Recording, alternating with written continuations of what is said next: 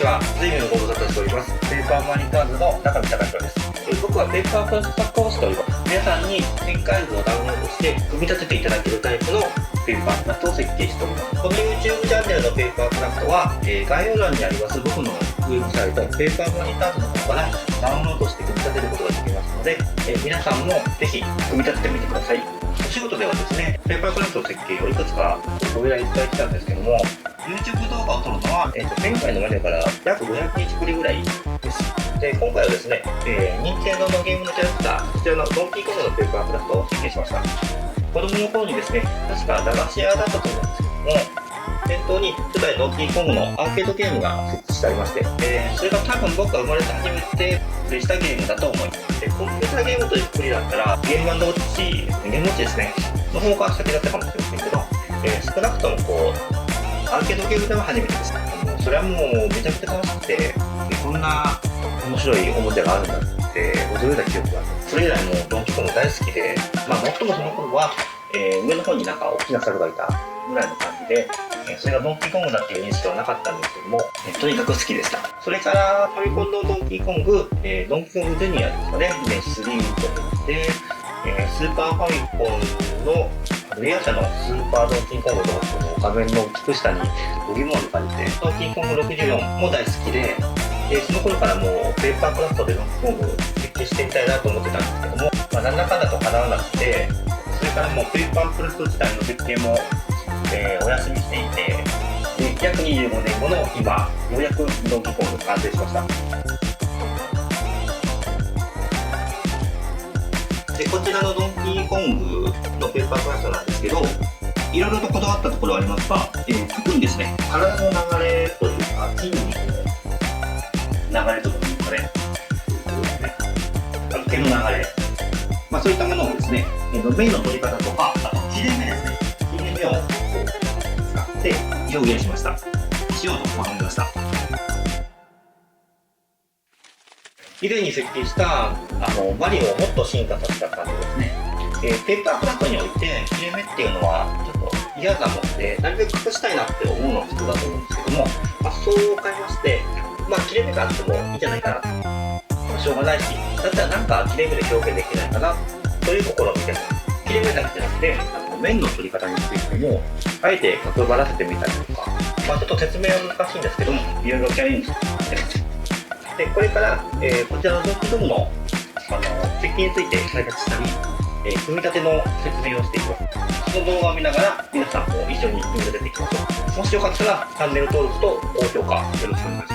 また概要欄の方に X へのリンクも貼ってありますので、そちらもよかったらフォローよろしくお願いします。あとはこちらのドンキーコングなんですけども、結構組み立てやすいように大きめの迫力のあるサイズになってます。腕に覚えのある方はもう少し小さくしてもいいかもしれません。僕はだいたい65%ぐらいの、こちらのサイズから 65% ぐらいのサイズ感が僕は好みなんですけども、それではちょっと難しすぎるので、そうですね、80% ぐらいのサイズがいいかなと思います。それなら逆に組み立てやすい部分もあるかもしれません。例えばですね、指が届かない部分とか大きいとあるんですけども、小さくなることもですね、届いたりすると思います。基本的には大きい方が簡単だと思うんですけど、それでは一緒に組み立てていきましょう。組み立てるのに必要な道具を説明します。まずはハサミですね。そしてボンド。のりよりも木工用ボンドがおすすめです。ボンドもいろいろですが、一つ選ぶとしたら中身が白いものですかね、おすすめします。これは爪楊枝です。次はピンセットですね。かなり器用な人ならドンキーコングのペーパークラフトにはなくてもギリギリ大丈夫かもしれませんけど、あった方がいいですね。これ確かドイツ製だったと思うんですが、切手収集用のピンセットです。ピンセットにもいろいろと種類がありますが、一つ選ぶとすればこのタイプがおすすめです。先が曲がっているタイプです。このピンセットには留めるやつがついてますけど、これはなくても大丈夫。で、次はこれ、鉄筆とかエンボスペンと呼ばれます。折り目に癖をつけるときに使います。鉄筆はインクの出なくなったボールペンでも代用可能です。鉄筆やインクが出ないボールペンはあると便利ですが、なくても大丈夫です。デザインナイフです。カッターナイフでも OK です。定規です。今回僕は使わなかったです。長いラインを切るときや折るときにあると便利ですね。そして印刷した展開図、概要欄にあるペーパーマニターズのウェブサイトからダウンロードできます。光沢のない 0.2mm から 0.25mm 程度の厚紙がおすすめです。組み立てやすさと強度のバランスが良いと思います。今回僕は毛と肌で違う紙を使ってまして、肌の展開図だけ抜き出して印刷しています。皆さんは普通に印刷していただけたら大丈夫ですので。では1枚目を切っていきましょう。早送りします。こんな感じで、B のパーツにこことここですね、切り込みを忘れず入れてください。こっち側はカッター必須です。のりしろにボンド塗っていきましょうかね。組み立てていきましょう。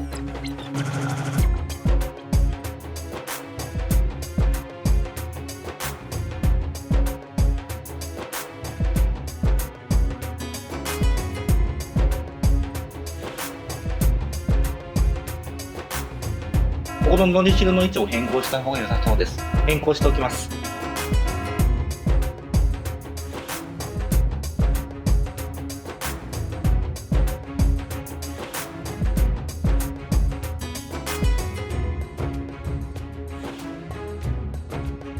B に A を取り付けます。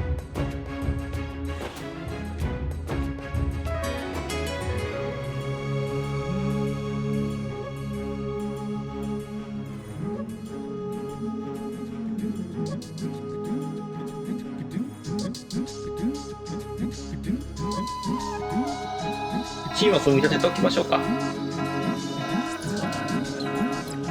そして B と C をつけます。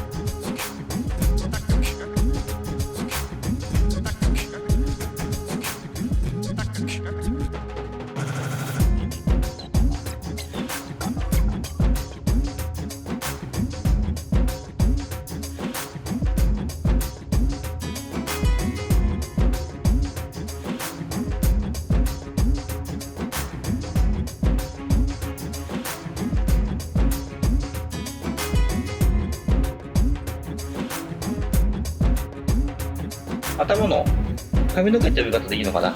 これで完成です。次は1枚目の残りの部分を切りましょう。ちなみに僕は肌の部分は他の種類の紙を使います。切りました。ここに切り込みを入れましょう。こっちも。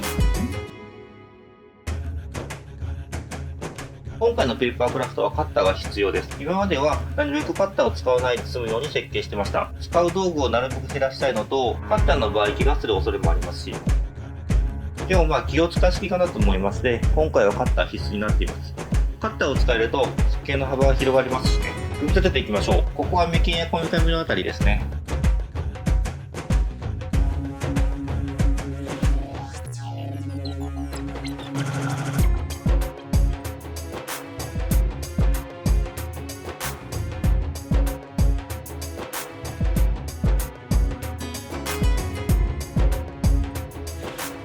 ここちょっとのりしろが飛び出してしまってますね。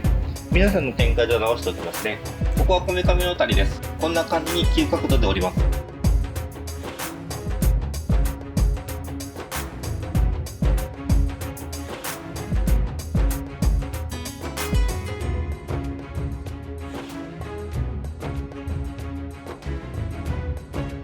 ちょっと折り方が弱いですね。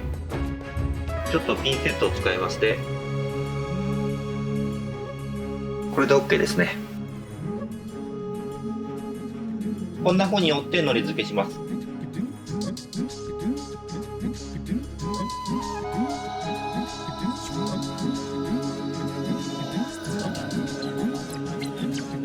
今の道具は切手専用のピンセットなんですよ。確かドイツ製だったと思います。これ良かったんで買ったんですけど、それは結構使い勝手よくて気に入ってます。圧着するときにちょうどいい塩梅なんですよ。緩むと言えばいいのかな。程よい遊びがあるので紙を傷つけにくいんですよね。指や普通のピンセットでも代用できます。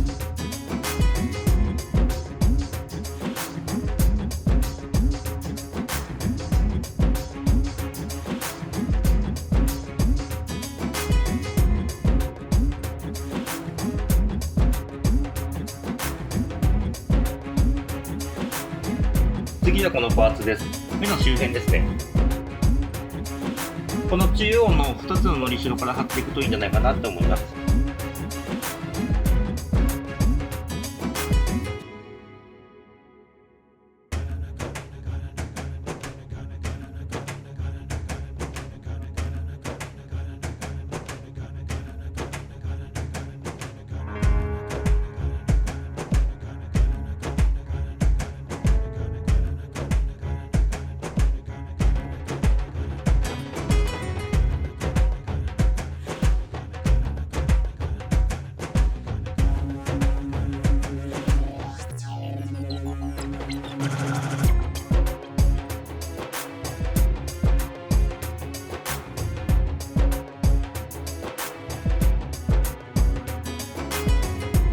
ちょっと形を整えますね。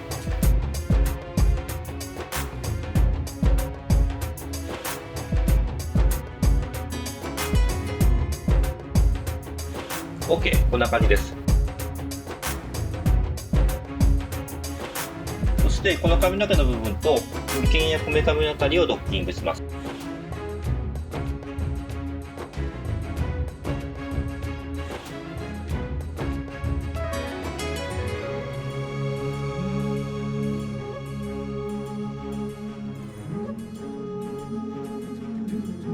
裏側からも作業するとやりやすいと思います。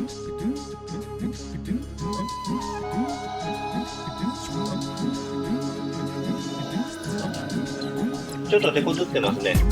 ドンキーコングの中では割と難しいところなので頑張りましょう。組み立てにくかったら裏側から見てみると良いですね。集中してると忘れがちなんですけど。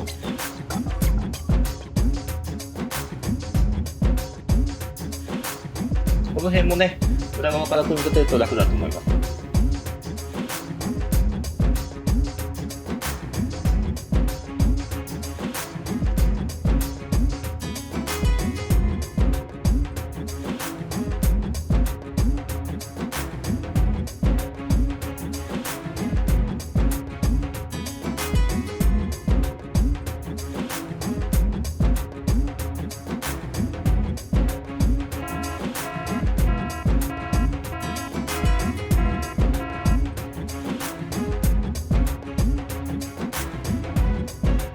こんな感じになります。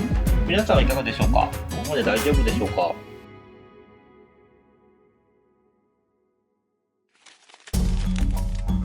？2枚目に行きましょう。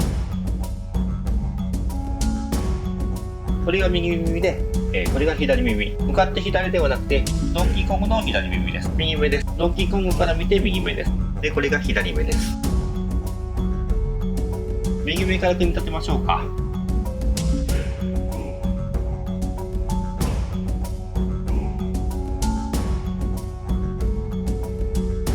耳の中央はへこみます。実際の耳と同じですね。膨らまないように気をつけてください。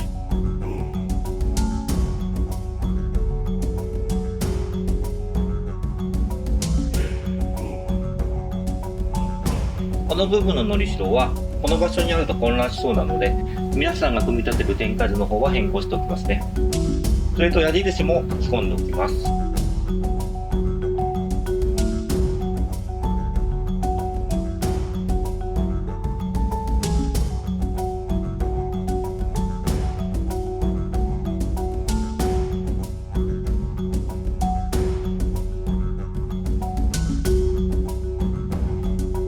細かい作業になると輪郭から外れてしまいがちです。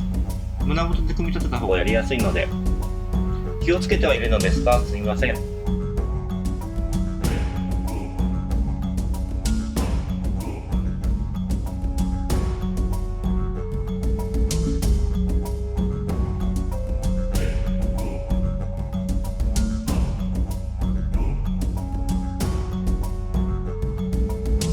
ぐるっと回ってきて最後にこののりしろにつきます。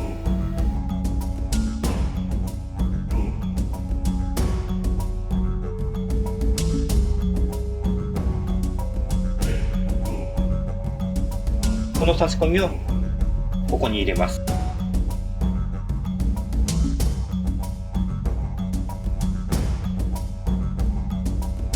のりしろを頭部の側面の色が薄くなっている部分にぴったり合うようにのり付けします。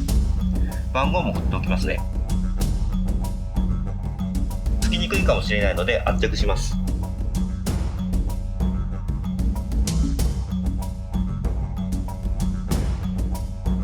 残りののりしろもぴったり合うように貼ります。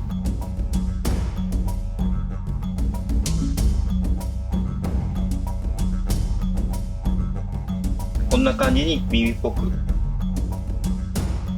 次は左耳ですね。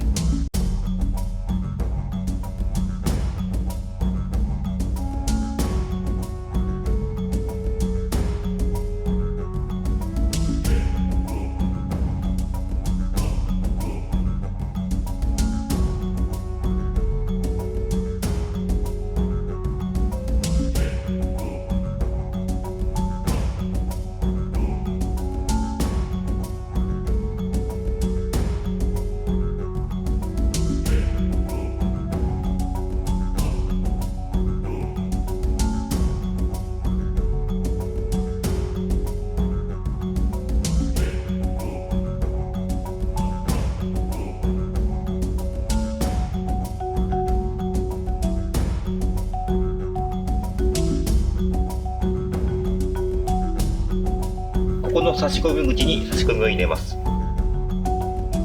ちょっと穴を広げましょうかね。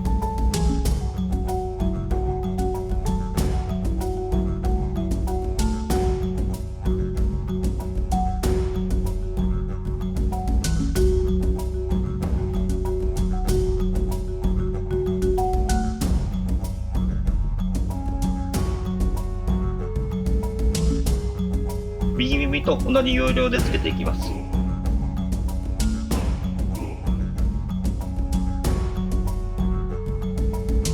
できました。いい感じです。皆さんいかがでしょうか。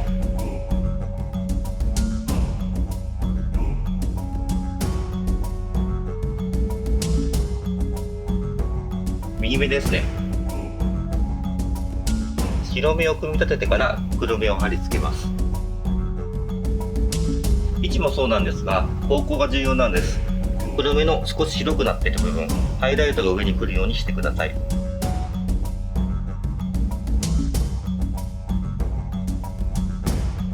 こうですね、ハイライトが上です。右目は黒目がいびつなので方向が分かりやすいですが、左目はもっと方向に気をつけてください。まず白目を組み立てます。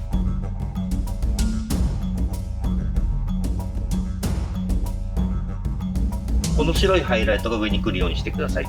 一応白目の方にもうっすらと印をつけてあります。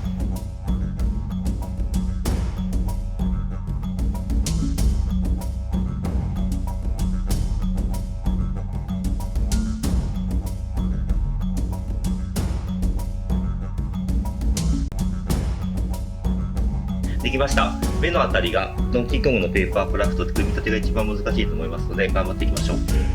右目を顔につけましょう。この差し込み口に入れます。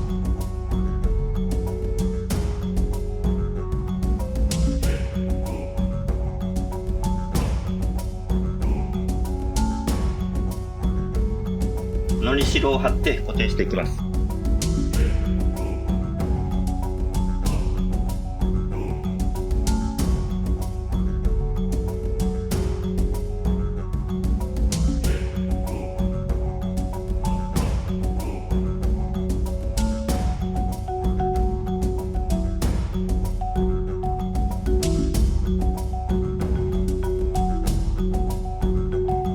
左目ですね。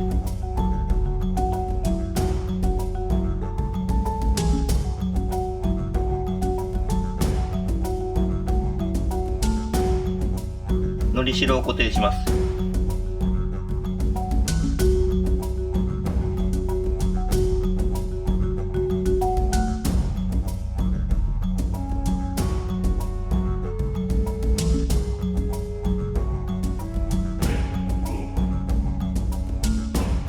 ちなみにこちらは 65% ぐらいの大きさで設計したドンキーコングです。これだと組み立てが難しかったので大きくしたんです。次は上顎あたりを切っていきましょう。できました。このパーツには切り込みがありまして、こことここですね。カッターやデザインナイフで切りましょう。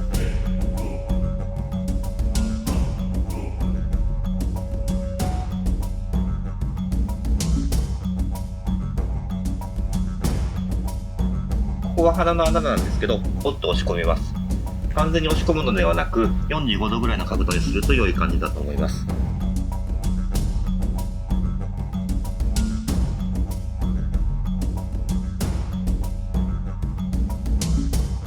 こちら側の穴も同じようにしましょう。鼻の穴ができたら中央をのり付けしていきましょう。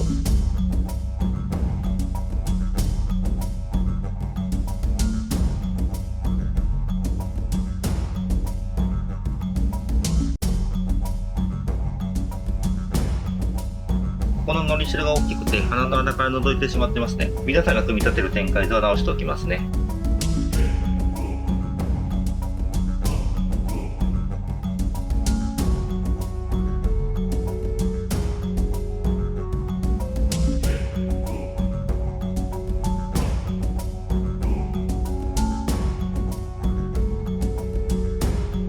こちら側ものり付けしていきます。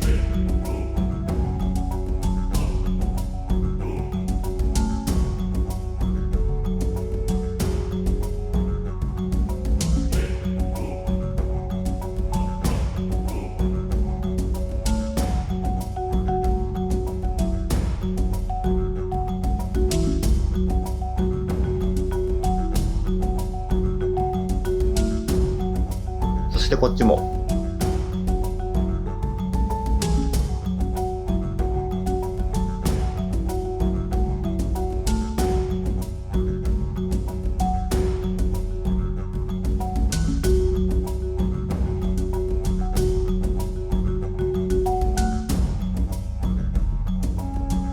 これで真ん中ができたので、側面を貼り付けていきましょう。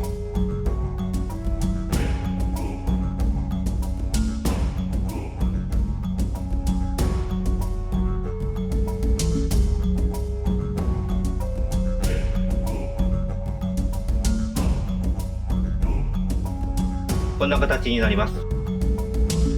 次は刃です。これは大変そうに見えるでしょう。実際大変なんですが、どうしても刃をバラバラに設計したかったのです。ごめんなさい、頑張りましょう。どの刃か分からなくならないように順番に並べていきます。刃をつなげていきます。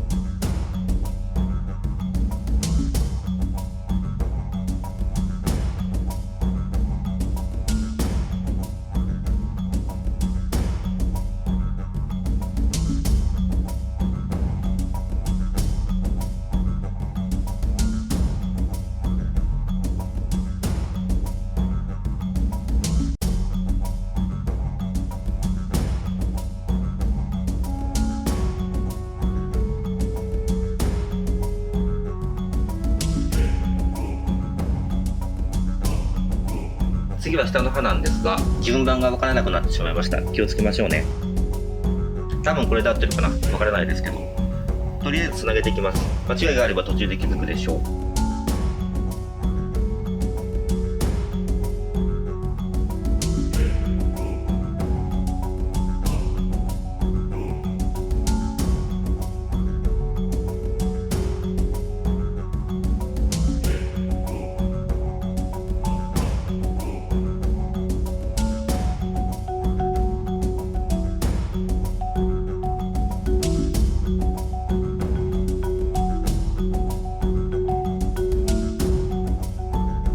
大丈夫そうですね。次は歯茎を取り付けます。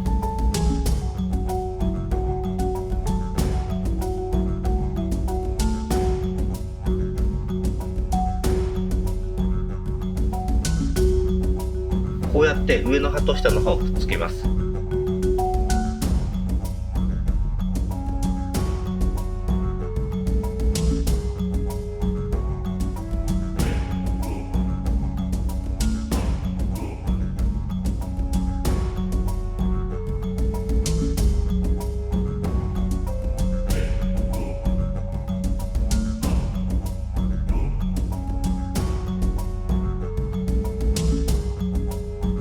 こんな感じにくっつけるんですけど、その前に奥歯をつけます。この小さいの、これが奥歯です。細かくて見にくいと思いますが、折り線が入っていますので、その通り折り目をつけてから接着してください。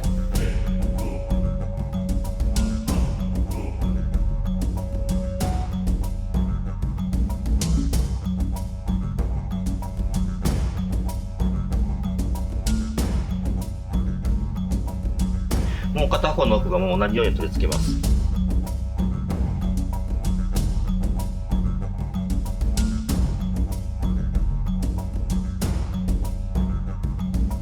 で、いよいよこの刃ですね、L に貼り付けていきましょう。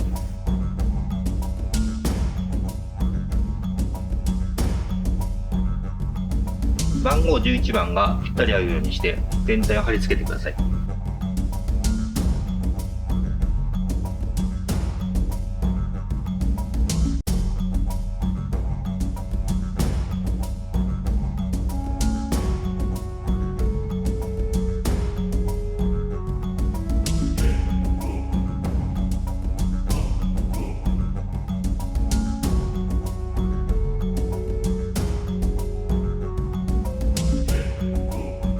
こうなります。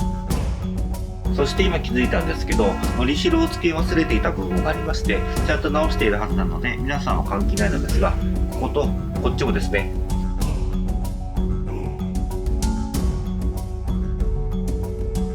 のりしろを作ります。皆さんはこの作業をしなくて大丈夫です。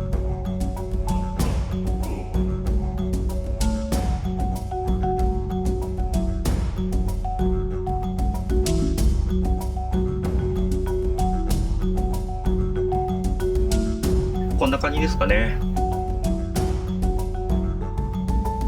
こちらもこんな感じで。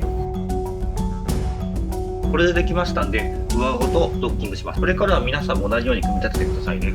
これ結構手こずりました。失敗した動画をカットしましたけど、僕の場合、目の差し込み部分を入れすぎてしまって、耐久性がなくなってしまっていたことが原因です。差し込み部分はあんまり入れないようにしてください。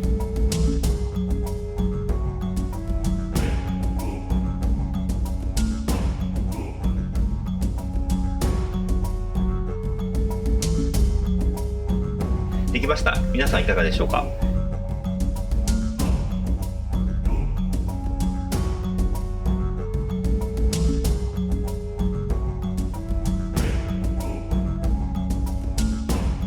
差し込み口に入ったら、この目の裏側ののりしろです。こちらを貼ると良いと思います。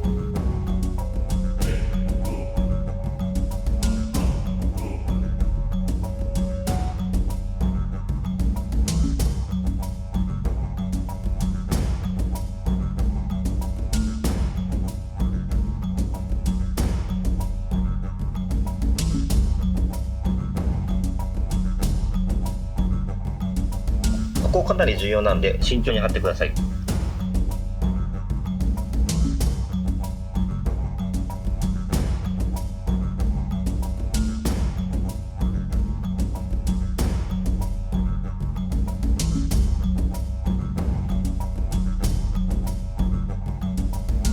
こうやって目の形を整えつつ、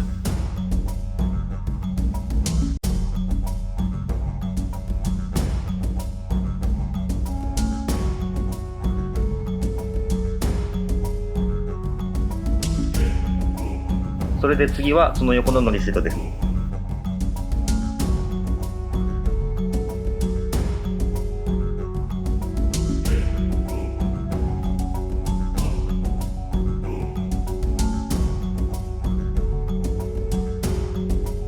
この切れ目とこちらの切れ目を沿わせてください。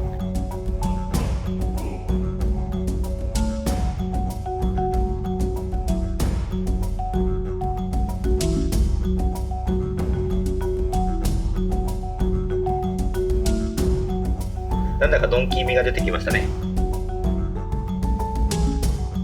嬉しいです。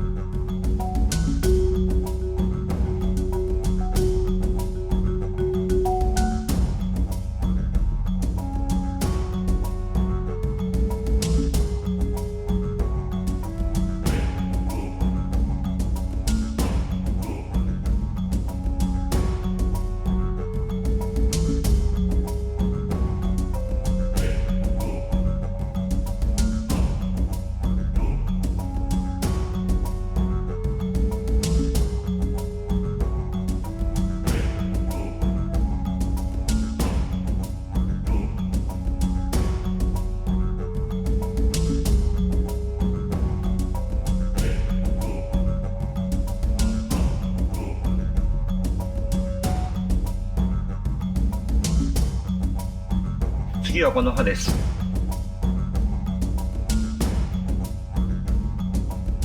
歯を一本一本作るのはめんどくさいと思うかもしれませんが、立体感といいますか質感といいますか、そういったものを出すために結構重要だと思いまして、申し訳ありませんが一本一本分けることにしました。真ん中ののりしろからつけていきましょ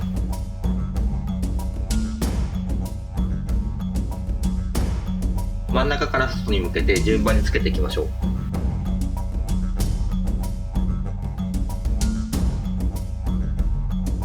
お、いいですね。この左上のパーツ、これが下顎です。切り抜きましょう。切り抜きました。ここにつくのですが、その前に下顎を組み立てましょう。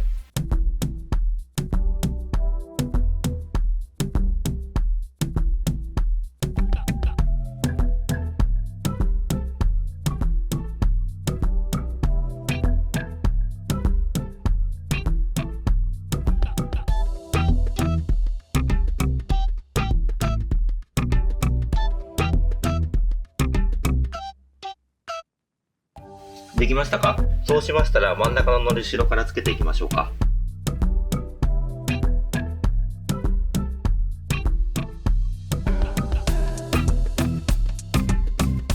真ん中がついたら外側に向かって貼り付けていきましょう。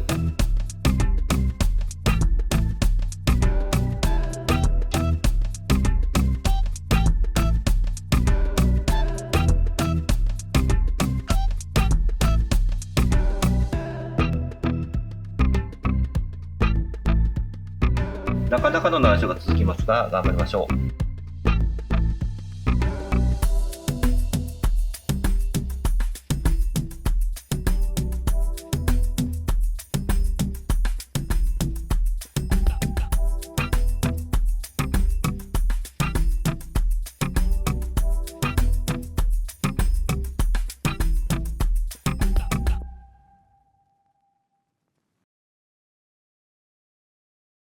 側面ものり付けしていきましょうね。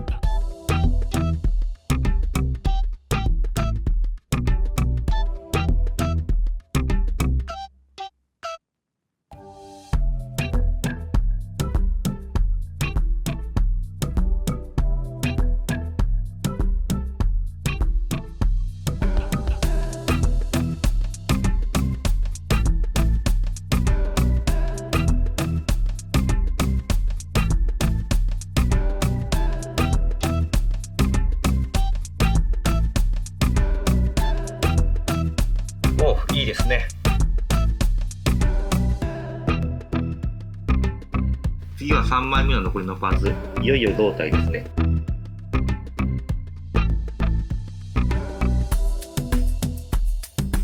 試作品だとここに番号振ってますけど、この番号順に組み立ててくださいねって意味で振ってたんですけど、やめました。余計ややこしいから自由に組み立ててください。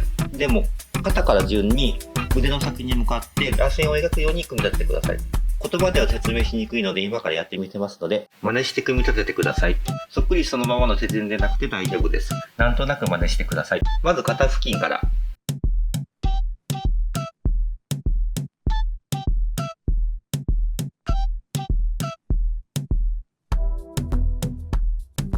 上の方の肩付近だけ取り付けます。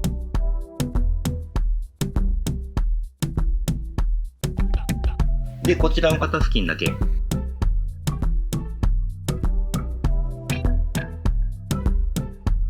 なんでこんなめんどくさい手順で組み立てるかというと、こうしないと最後に閉じるときに指が届かない可能性があるからなんですね。引き続き肩付近を組み立てていきます。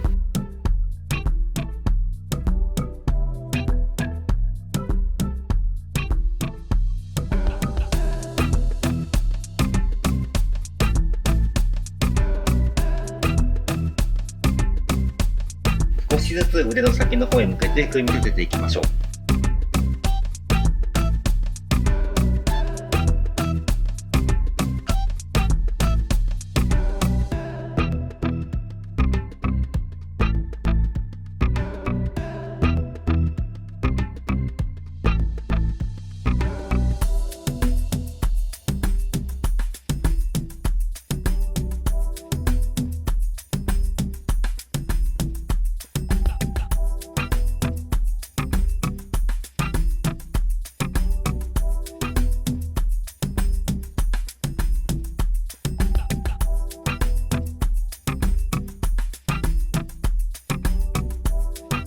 OK、できました。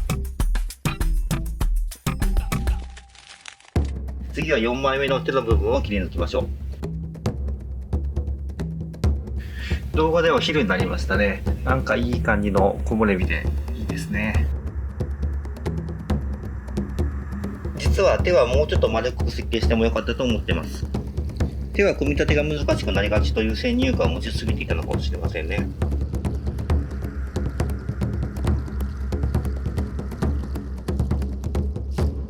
P のパーツをつけましょう。薬指の側面です。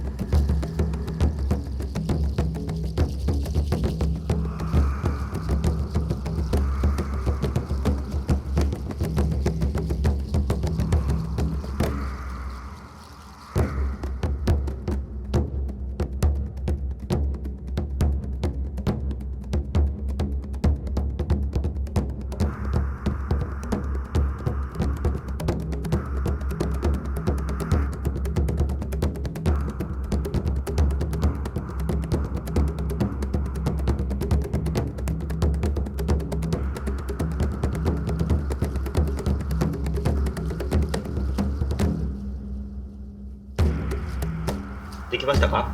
キーは中指です。薬指と同じようにのり付けしていきます。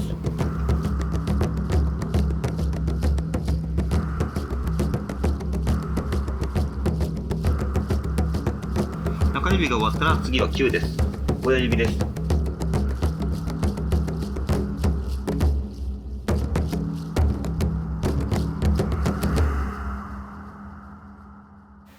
ここにつきます。この人差し指から親指の間の切れ目が僕はあんまり気に入ってないです。そうせざるを得なかったんですけど、一つなぎにしたかったです。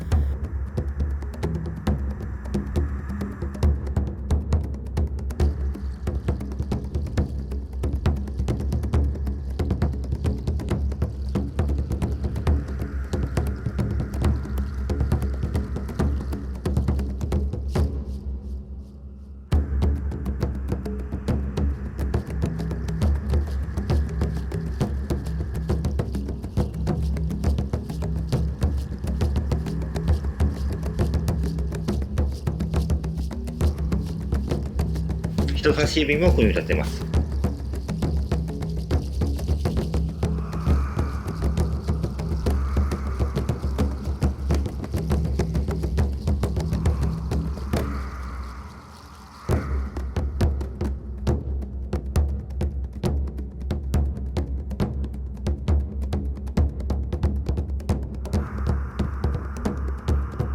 そして手のひらを閉じます。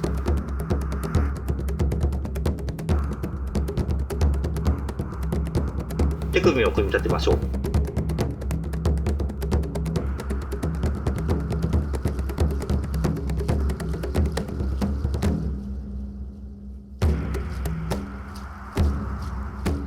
今からこんな感じに腕を差し込んで固定します。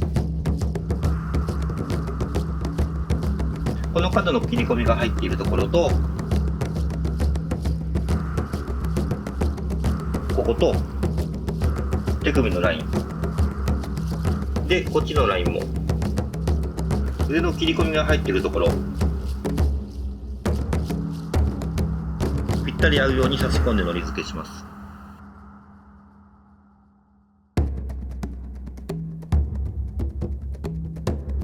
今から組み立てますので見ててくださいね。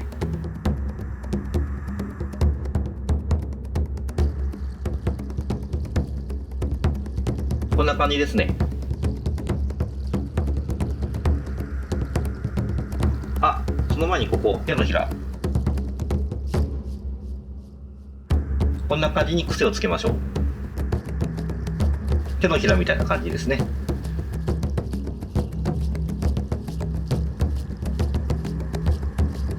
で、この指、中指と薬指浮いてしまってるんで、もうちょっと拳を握りしめた感じにしましょうか。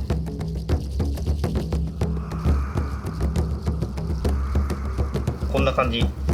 いいですね。いい感じ。じゃあ腕に手をつけていきましょうか。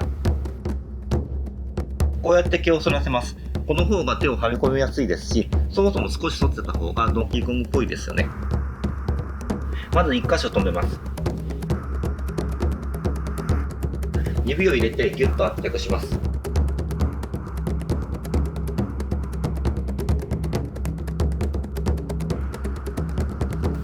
で、次の差し込みののりしろ。手とひらの穴から圧着すると良いです。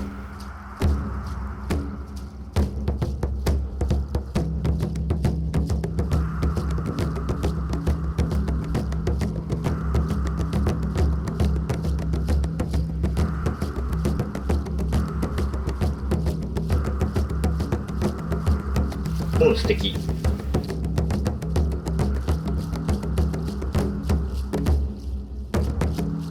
腕と頭部。4枚目の残りのパーツと5枚目の左腕のパーツ、茶色の部分ですね、切り抜きましょ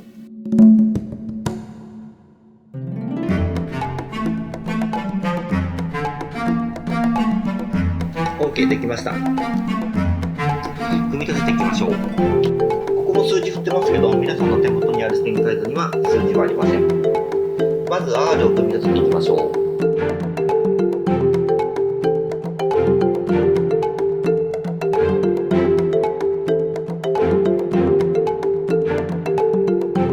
そして次は S。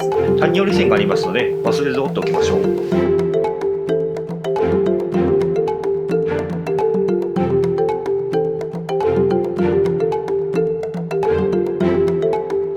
残りのパーツ、腕の先の方から全般に組み立てていきましょうか。徐々に肩に向かい組み立てていきましょう。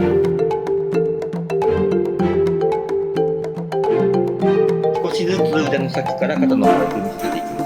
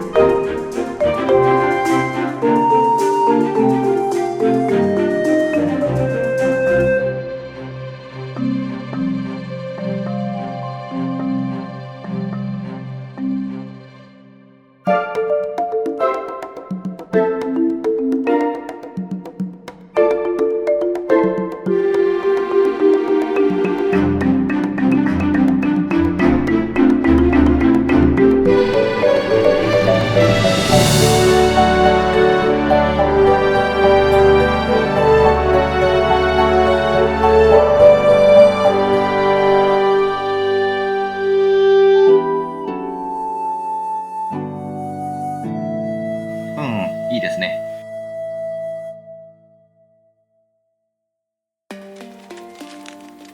じゃあ次は手です。6枚目のこの2つのパーツも切り抜きましょう。 OK です。切りました。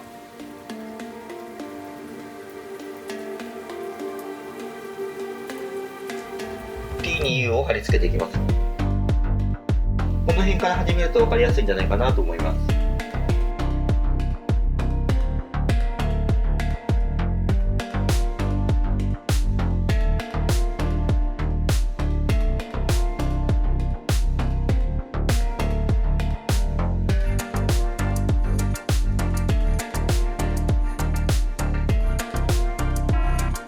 ここミスしてます。モニシュが重複してしまってますね。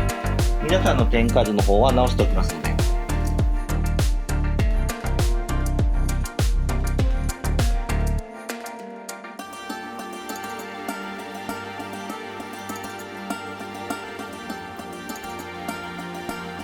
ここは多分普通に組み立てると反り返ってしまうと思います。中から指で押し出しましょう。こういう感じに。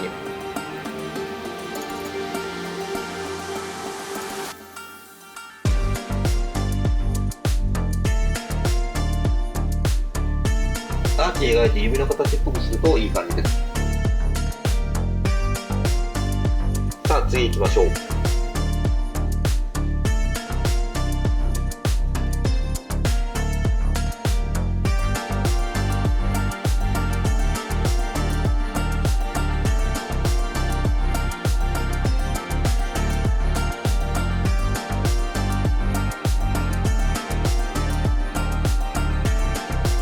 中指も人差し指と同じように中から指で押し出します。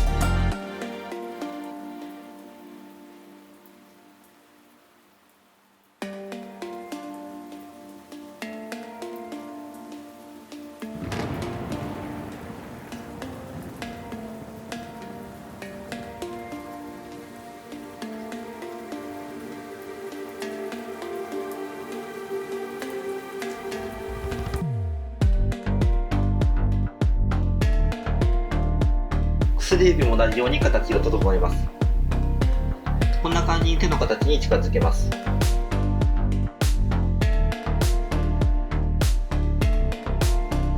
次は小指側ですね。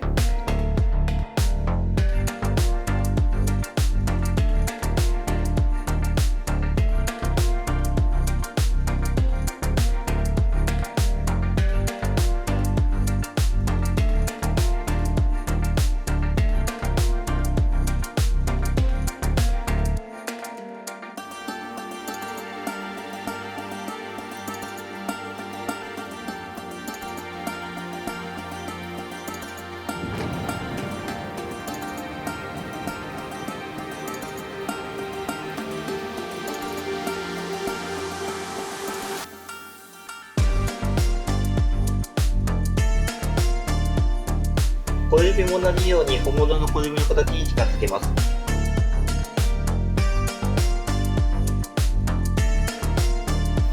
いい感じ。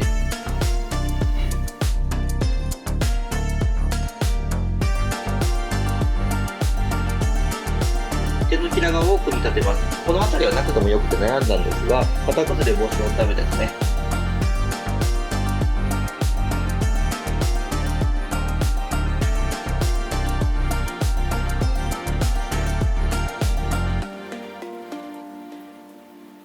ごめんなさい。組み立てに集中しすぎて画角から外れてしまってます。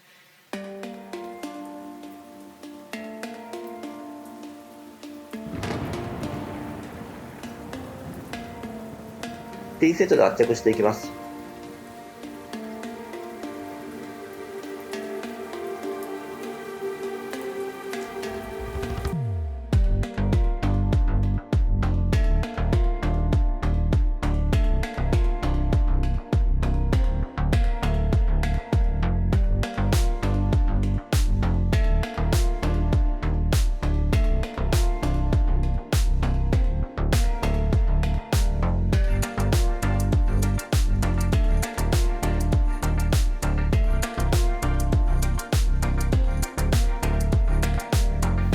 いい感じです。それで次は手首ですね。このパーツです。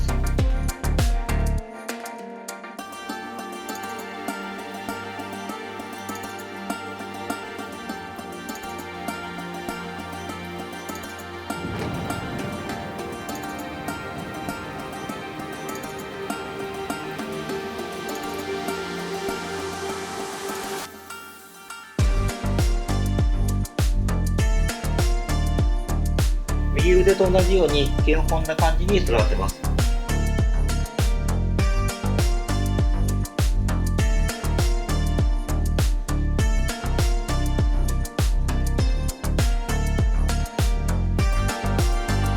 こんな風に差し込んで固定です。右腕と同じようにこことこ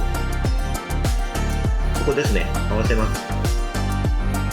そしてこことここですね。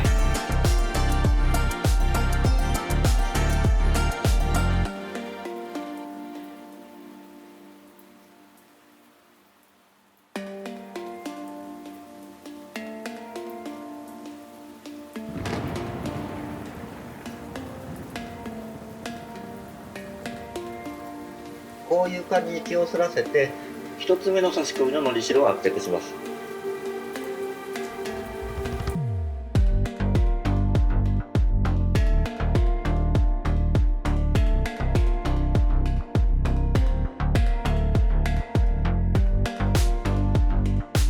で、次はもう一個の方ですね。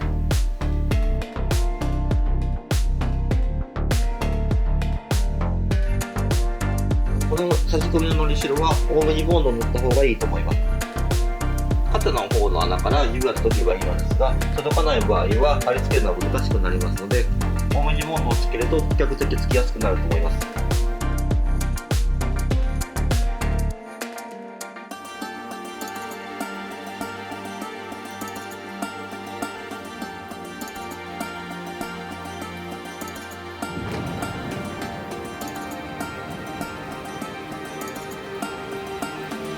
こうやって軽く押してください。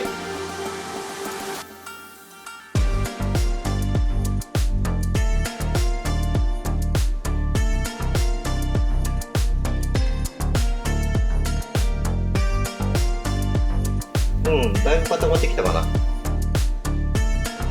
中からも押さえておきましょうか。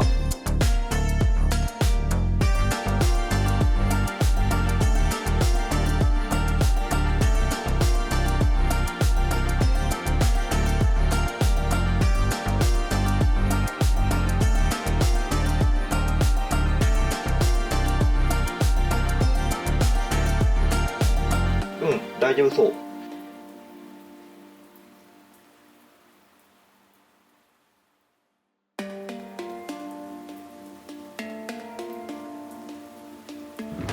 こういうへこんでいる部分直していきましょう。腕なんで丸く仕上げましょう。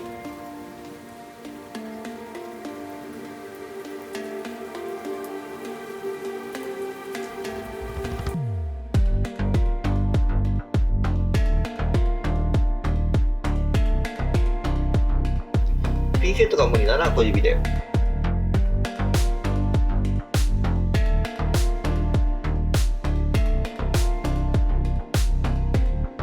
よいしょ、大丈夫かな。中指も使います。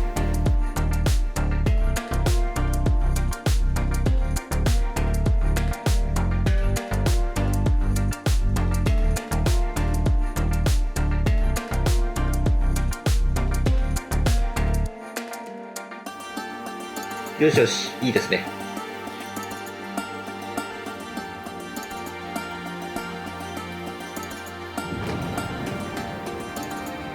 6枚目の残りを切り抜きます。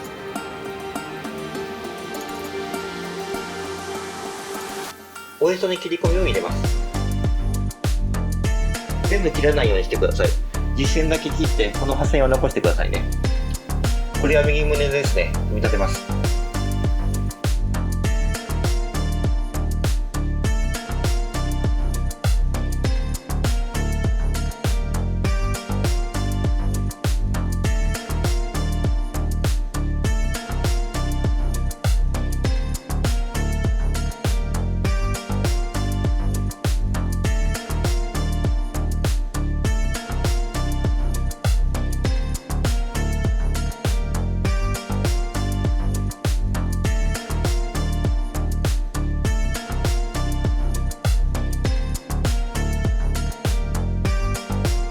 言い忘れてました。その部分は軽く折ってください。鼻の穴と同じように45度ぐらい中に折り込む感じかな。完全に中が見えない程度に。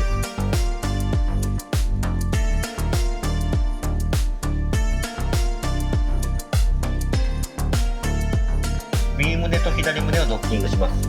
こんな風に裏返して貼ると簡単です。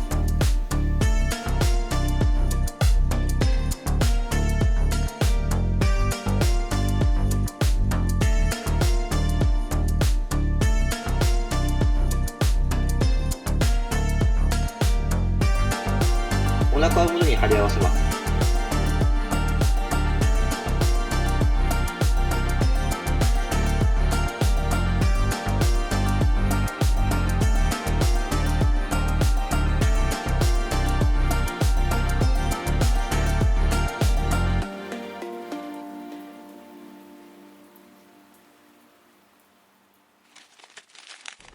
7枚目です。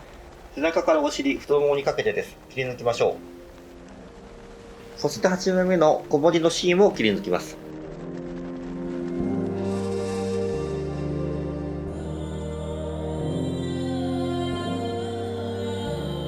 OK。そうですね。X ラインからいきましょうか。X と Y を貼り合わせます。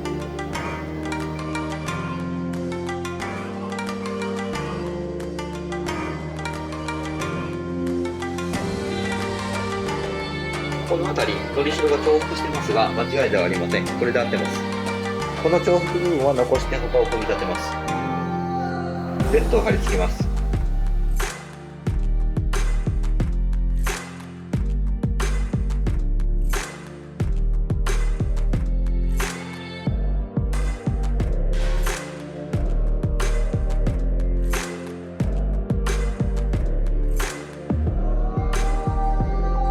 次は小文字の A。こ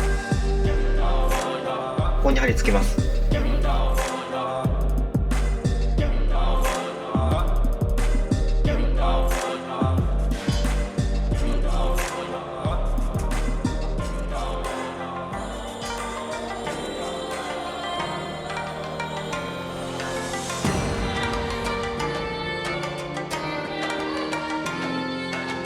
次は B です。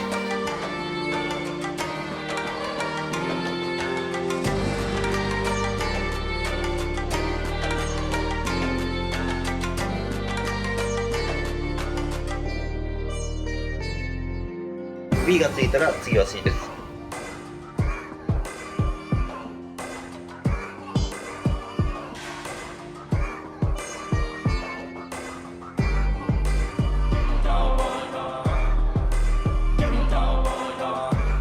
こののりしろ飛び出してしまってますね。皆さんが組み立てる展開で直しておきますね。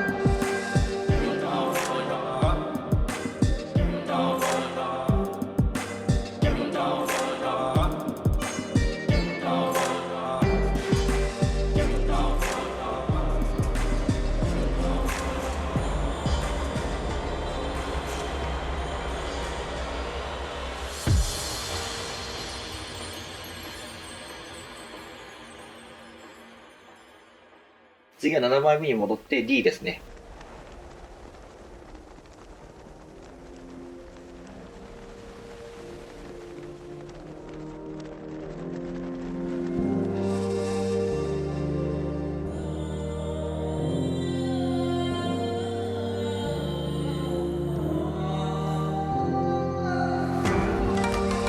最後にここは肩の部分なんですが、つなぎ合わせます。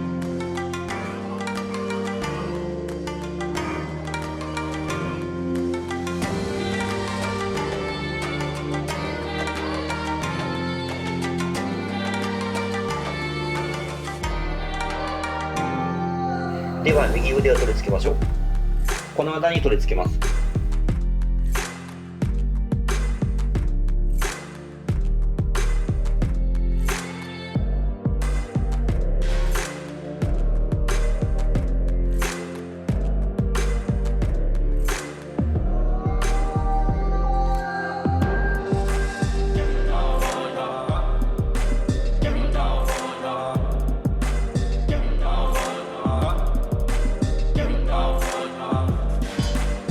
いい感じですね。皆さんいかがでしょうか。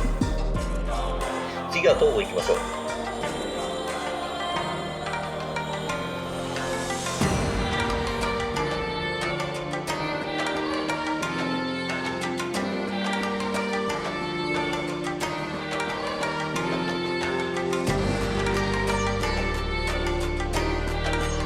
しっかりと圧着しましょうね。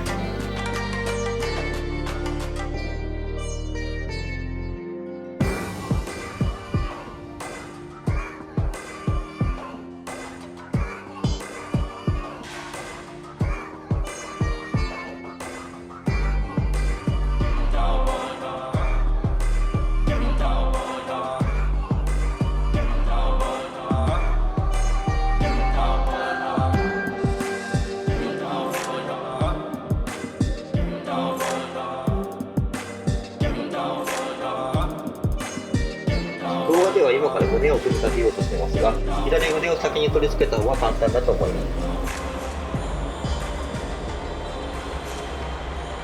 皆さんは動画をちょっと先に進めて、左腕から先に取り付けてください。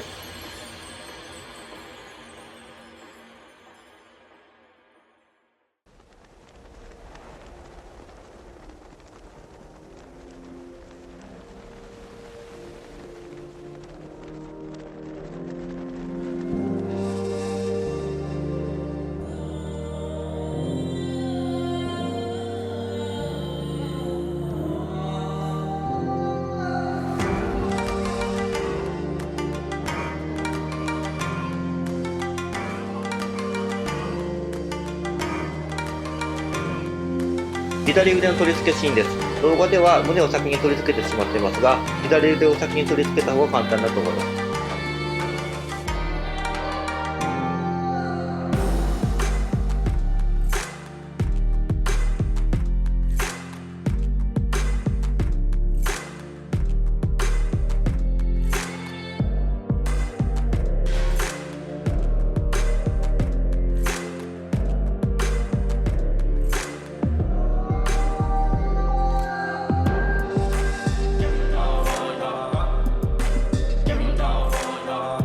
つきました。いや、いい感じ。完成が見えてきましたね。頑張りましょう。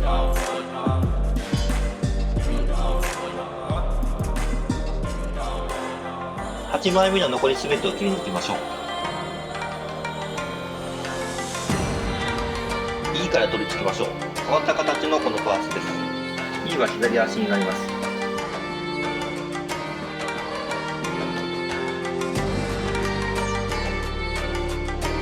すいません。画角から外れてちゃんと撮影できていないのですが、ここで F を取り付けています。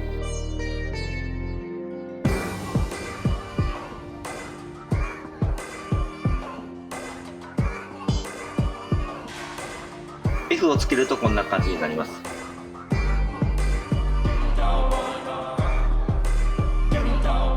次は G をつけますね。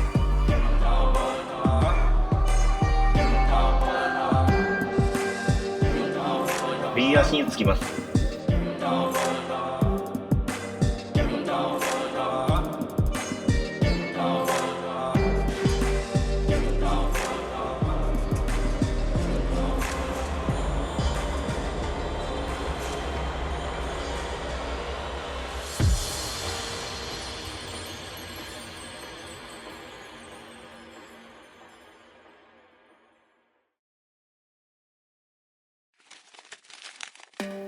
9枚目です。H と I を切っていきましょう。こ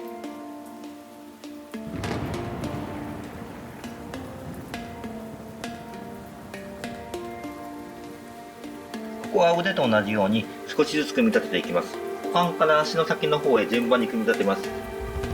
そうしないと指やピンセットで届かない部分があって組み立てにくくなります。お尻から順にいきますね。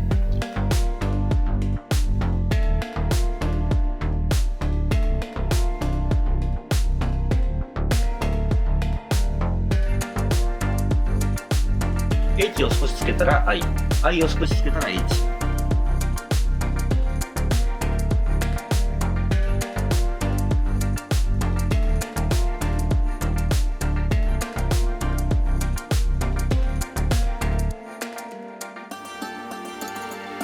I を下腹部に取り付けます。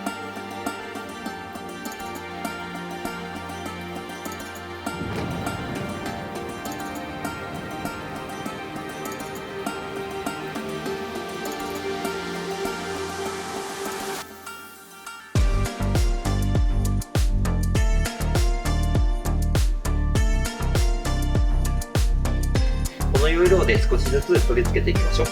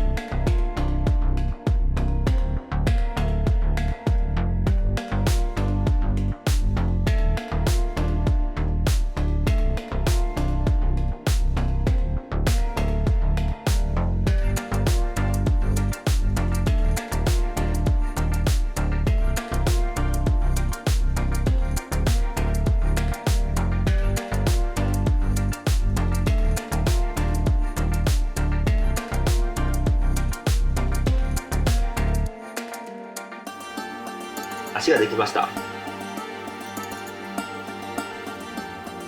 9枚目の残りを切り抜きましょう。足の部分です。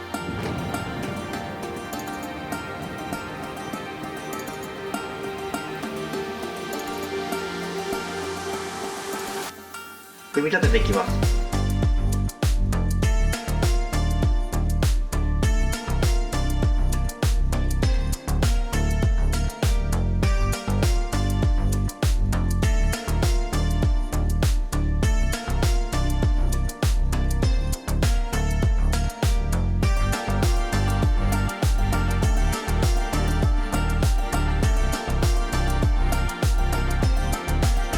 ここのりしろがないので気をつけてください。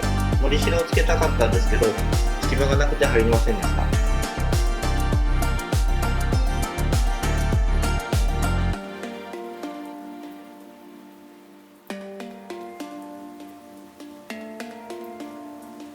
ここは親指なんですけど、手の指と同じように中から押して膨らませます。額の足の指と同じように。次はこの K のパーツですね。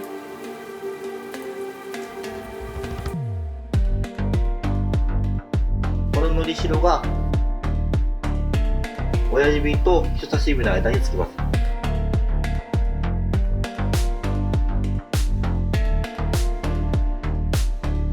ここですね。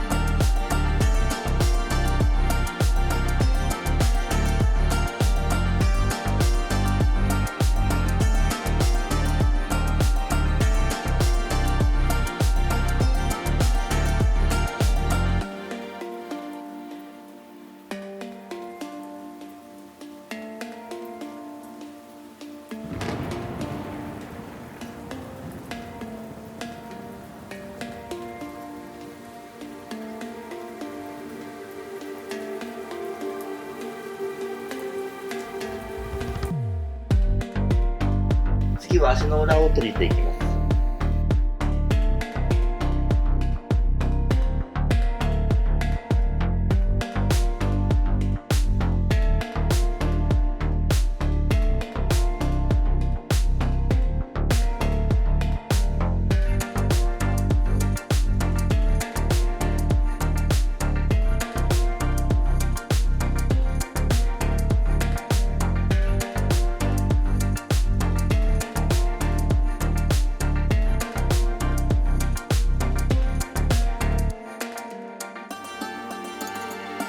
そしてかかとですね。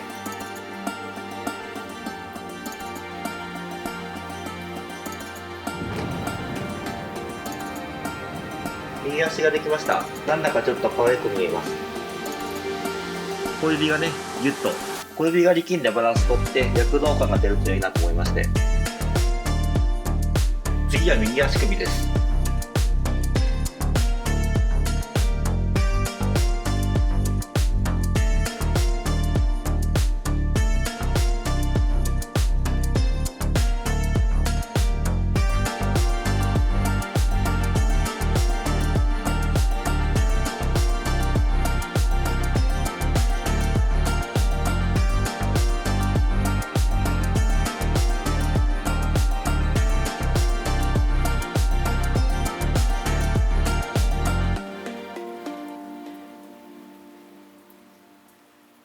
いいですね。かわいい。皆さんいかがでしょうか？ここまで組み立てられましたか？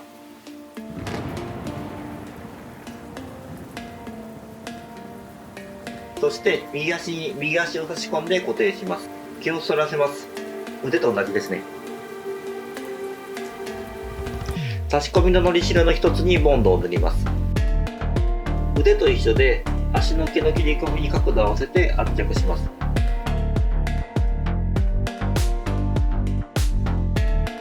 こことここ角度合うようにしてくださいね。この差し込みののりしろは圧着しにくい場所にありますので、ボンドをたっぷり塗りましょう。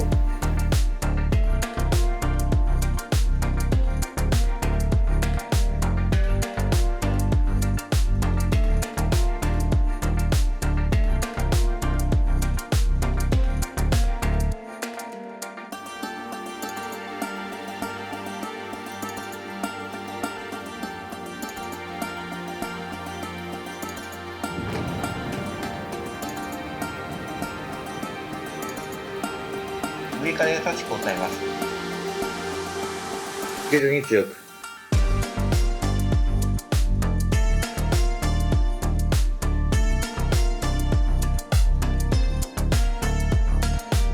どうかな？大丈夫そうですかね？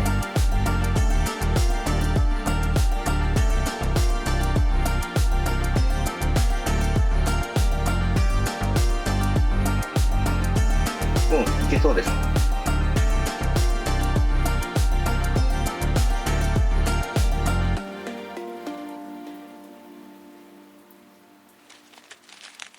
さあ、いよいよ最後、10枚目です。まずは手の部分の MN を切り抜きましょう。まずは M を組み立てましょう。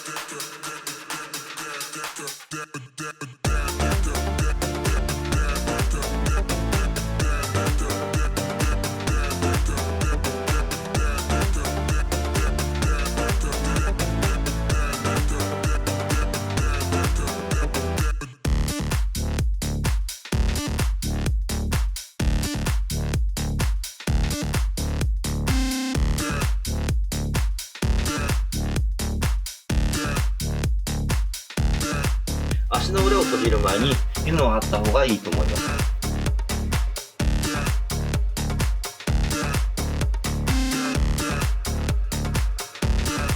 親指と人差し指の間から貼っていくことにします。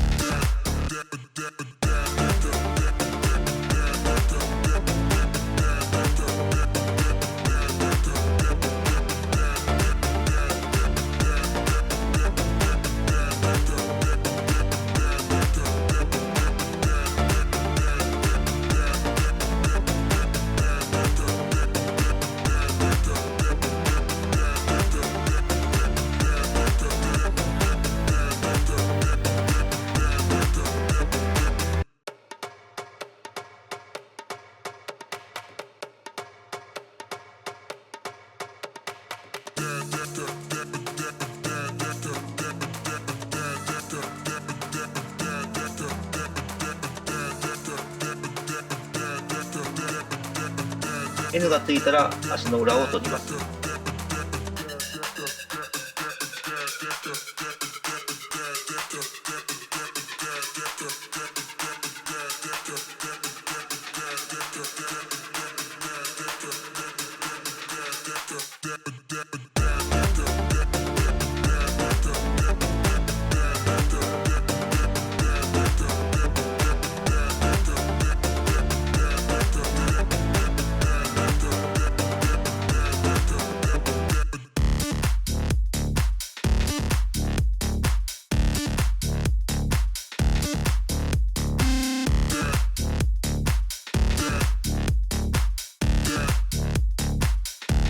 できました。足首をつけます。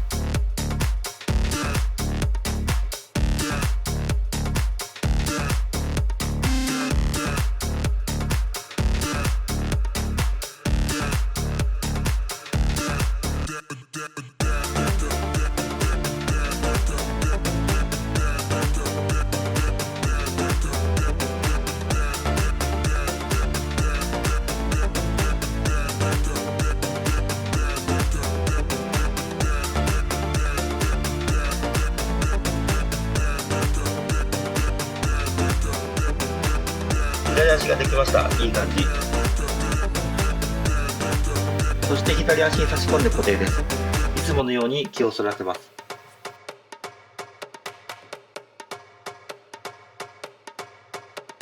ボンドを塗ります。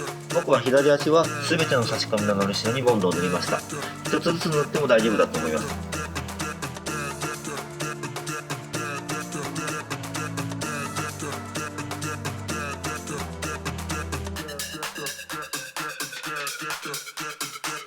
腕や右足と同じようにこことこっちを合わせましょう。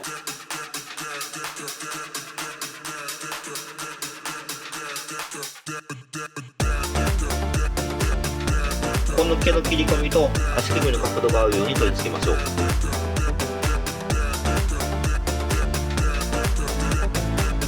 ここも同じです。毛の切り込みと足首の角度を合わせてください。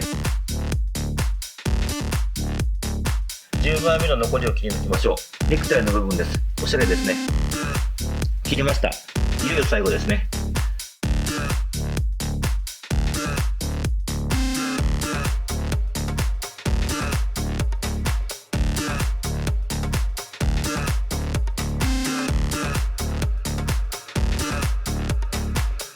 ここまでは大丈夫でしょうか。この次が少しややこしいのでよく見ててくださいね。こののりしろが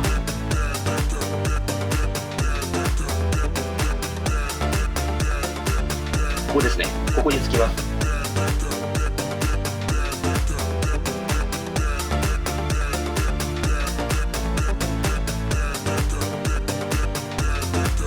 こんな感じになります。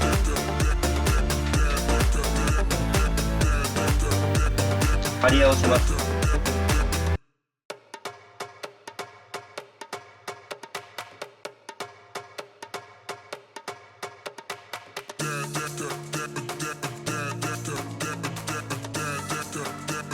ロッキングします。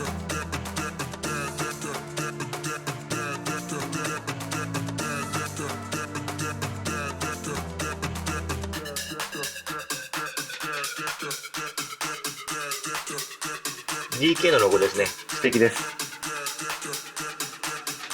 ボンドを丁寧に塗ってこうですね。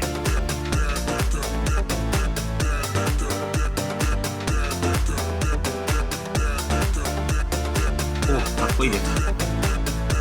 で、裏側のこのパーツを首の後ろからぐるっと回して貼り付けるのです。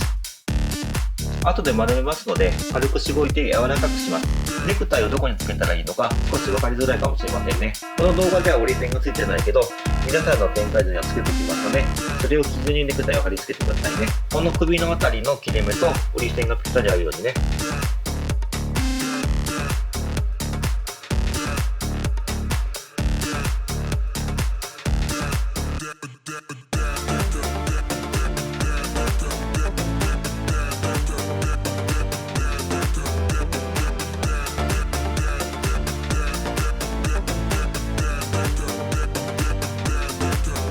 貼り付けながらぐるっと回します。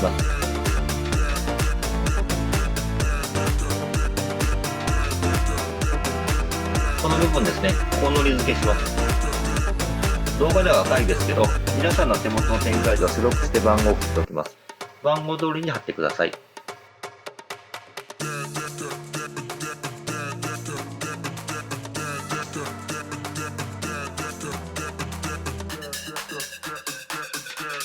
こちらも貼り付けます。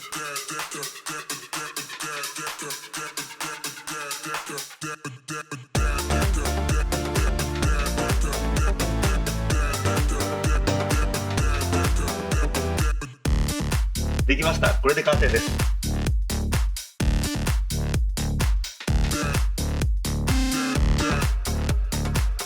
皆さんのドッキコングはどうでしょう。完成しましたか？お疲れ様でした。お付き合いくださりありがとうございます。